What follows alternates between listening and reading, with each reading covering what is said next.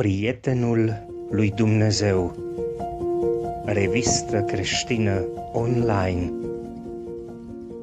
în apariție, numărul 2.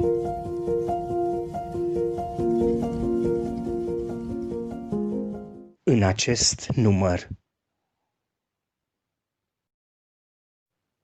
te-ai gândit?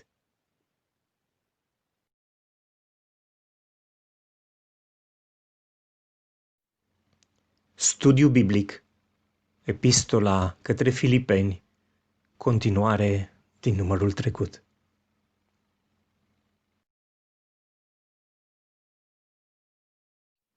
Și darurile Duhului Sfânt.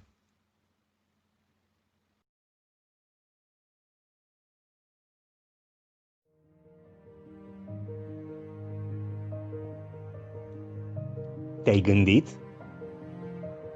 Domnul Iisus Hristos întotdeauna a arătat prețul celor ce doreau să-L urmeze. Mai precis, costul de a fi unul din ucenicii Săi. Astfel, i-a spus unui anume cărturar căruia se adresase Domnului cu aceste cuvinte: Învățătorule, te voi urma oriunde te vei duce. Dar Iisus i-a zis: vulpile au vizuini și păsările cerului au cuiburi, însă Fiul omului nu are unde-și rezema capul. Text pe care îl găsim în Matei, capitolul 8, versetele 19 până la versetul 22 inclusiv. E ca și când Iisus ar fi spus: hei, ia stai puțin, nu fi nici prea îndrăsneț ca unul ce este de neoprit în alegerea sa. Ia o pauză și trageți puțin sufletul. Gândește-te o clipă foarte serios la prețul acesteia înainte să faci pasul acesta. Ești sigur că vrei să mă urmezi? Acesta este drumul pe care vrei să-l faci? Chiar vrei să mergi după cineva alături de care nu vei mai fi poate deloc acceptat sau chiar iubit în lumea aceasta? Poate vei pierde totul, chiar și pe cei dragi ai tăi. E un preț pe care va trebui să-l plătești de acum încolo dacă vrei să-l urmezi pe Iisus. Un cost pe care atât de mulți poartă astăzi numele de creștini nu l-au luat în calcul foarte serios. Precum cei din Laodicea, care se complăceau foarte mult în lucrurile lumii acestea și luau cu atâta ușurătate această formă de a fi creștini. Ei luau parte la închinare, ca și cei care erau cu adevărat ucenicii lui Iisus. Cântau, se rugau și contribuiau la lucrarea bisericii din locul acela unde erau membri. Ba chiar se mândreau că erau acolo în părtășie cu ceilalți, dar mai ales când se comparau cu alții ce nu erau așa de activi în viața bisericii.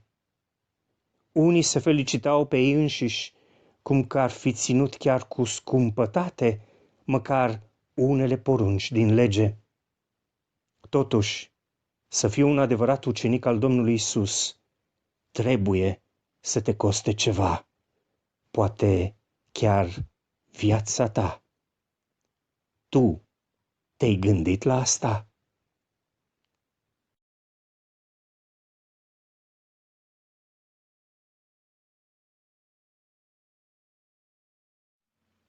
Studiu biblic, Epistola către Filipeni. Ne putem ruga pentru o persoană sau alta, dar cu bucurie. Mai mult, când, dincolo de întristări și de viața plină de încercări, știm că, la fel ca și apostolul, a putut să se roage cu bucurie, știind că aceștia sunt sfinții Domnului. Pe deasupra, starea duhovnicească acestora i-a dat lui Pavel o mare încredere că el, Domnul, care a început o bună lucrare în ei, o va duce la un bun sfârșit până în ziua lui Iisus Hristos. Pavel spunea, este drept să gândesc astfel despre voi toți, fiindcă vă port în inima mea, întrucât atât în lanțurile mele, cât și în apărarea și întărirea Evangheliei, voi sunteți toți părtași aceluiași har, căci martor îmi este Dumnezeu că vă iubesc pe toți cu o dragoste nespusă în Iisus Hristos. Filipeni, capitolul 1, cu versetele 7 și 8. Apostolul se simțea îndreptățit în această încredere, întrucât era clar că l-aveau în inima lor. Mă aveți în inima voastră, spune Pavel. Aceasta era dovedită de faptul că lor nu le era rușine să fie părtași cu el, atât în lanțurile sale, cât și în apărarea lui pentru Evanghelie. Având părtășie cu el în încercările sale, aveau de asemenea să se și bucure de harul special de care a avut el parte.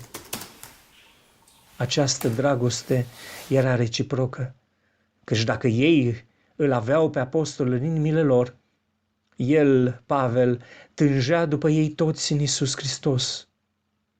Nu era numai o simplă dragoste firească, ci una divină, dragostea care dorește apropierea de cel iubit, de dragostea lui Iisus Hristos.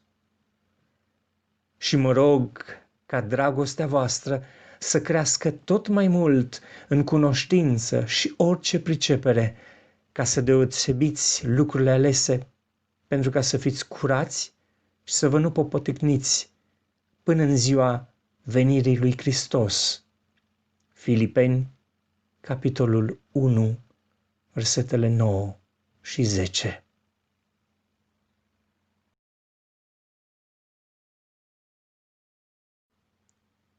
Darurile Duhului Sfânt. Chiar dacă avem daruri, totuși, când nu le folosim cum trebuie, e ca și cum pierdem echilibrul vieții. Și nu doar că ne rănim pe noi înșine, dar și putem de asemenea slăbi chiar slujirea întregii biserici. Fie că vorbim de înzestrarea noastră naturală cu talente, fie că vorbim de darurile Duhului Sfânt, principiul rămâne cam același. Așa că atunci când sunt folosite cum trebuie, ele îndreaptă privirea și inimile oamenilor către Dumnezeu. Însă când și-au pierdut echilibrul, oamenii privesc la noi și, de cele mai multe ori, nu este o priveliște atât de plăcută.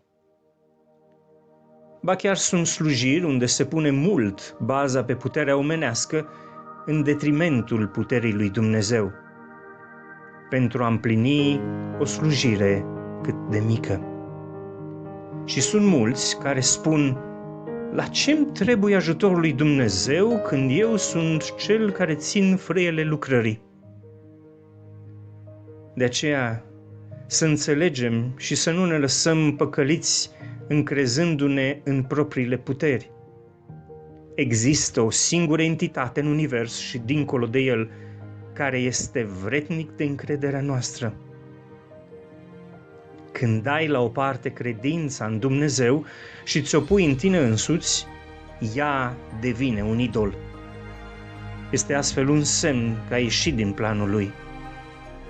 Așa că rămâi smerit cu privire la puterile tale, reamintindu-ți mereu că de la el îți vine puterea, chiar din prima zi în care te-ai născut. Și ce este mai plăcut decât să slujești cu darurile tale celorlalți, folosindu-le astfel spre slava lui Dumnezeu. Nu le-ai primit pentru interesele tale proprii, ci tocmai când le folosești pentru binecuvântarea altora, atunci ele sunt în echilibru cu voia lui Dumnezeu. Așa că înțelege un lucru simplu. Nu ți s-au dat daruri doar pentru că Domnul Iisus Hristos te iubește, ci pentru că El iubește lumea întreagă și dorește să te folosească pe tine ca o mângâiere și o dovadă a iubirii sale.